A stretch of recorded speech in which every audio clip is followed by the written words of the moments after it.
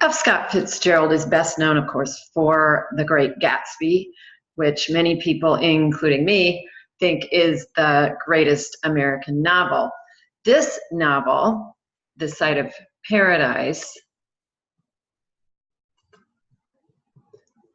is less known.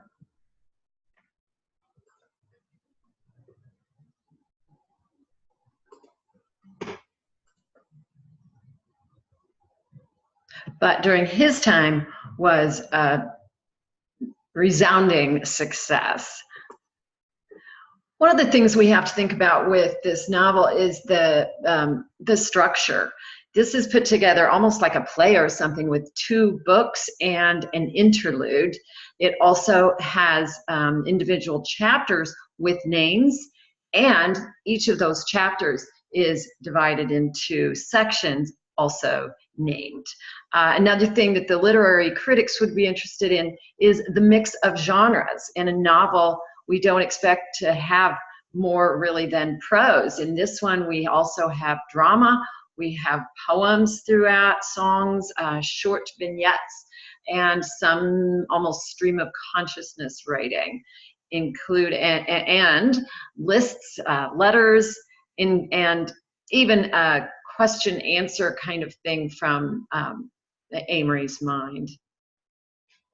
One of the most valuable things about this book, in my mind, is that it is a cultural artifact. Fitzgerald was best known for writing about that Jazz Age era, and he gives us a lot of information about this time period.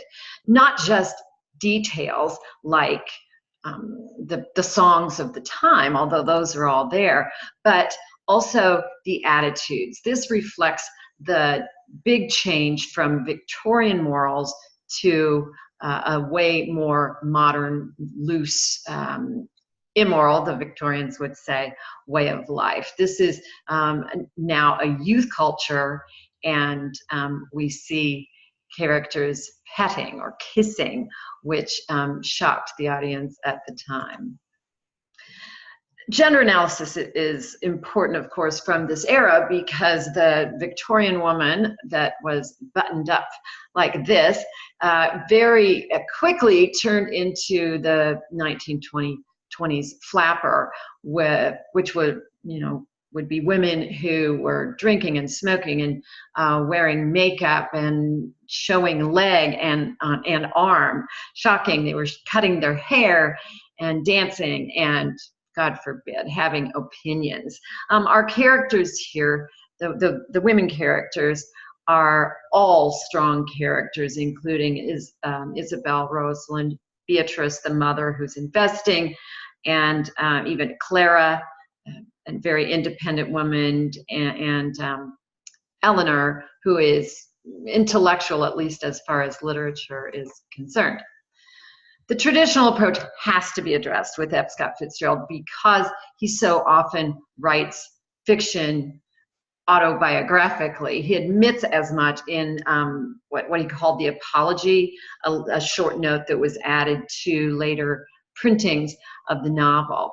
We see that Amory is very like F. Scott Fitzgerald with, the drinking of alcohol, their mothers, their fathers. They both ended up at Princeton. And it is said that Isabel is most like Ginevra, a woman who Fitzgerald first fell in love with, and that Rosalind is much like Zelda, who he ended up marrying. And of course, nothing is exact, but they share this disillusionment, this fear of failure and of poverty. This story, besides being about the times, is also about the individual, an initiation into adulthood, a coming of age. Amory, like all of us, has to search for his identity. And originally, Amory and his friends like these quest books. He's very romantic. He values Dick Humbird, who is a very romantic ideal, but we find through the course of this book that romanticism is ultimately disillusioning for our character.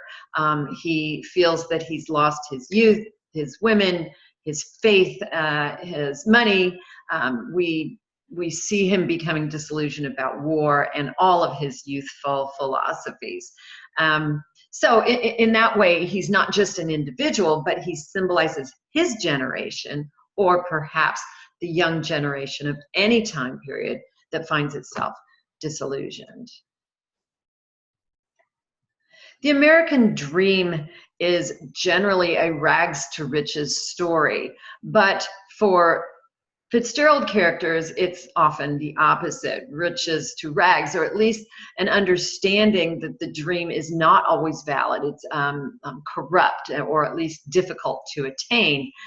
In this story especially, I think Amory seems to discover that money is the only ideal, which again dashes his romantic hopes. He sees the effects of wealth and power and class, and yet he wants that wealth and power and class. So this is essentially a literary tragedy. Now, keeping in mind, tragedy means something way more specific in the literary sense. That's a tale of failure, not that's brought on by the world, but brought on by one's own faults or flaws or mistakes. I wonder, though, if the end of this story is ultimately hopeful. Read the ending and see what you think. Thanks for listening.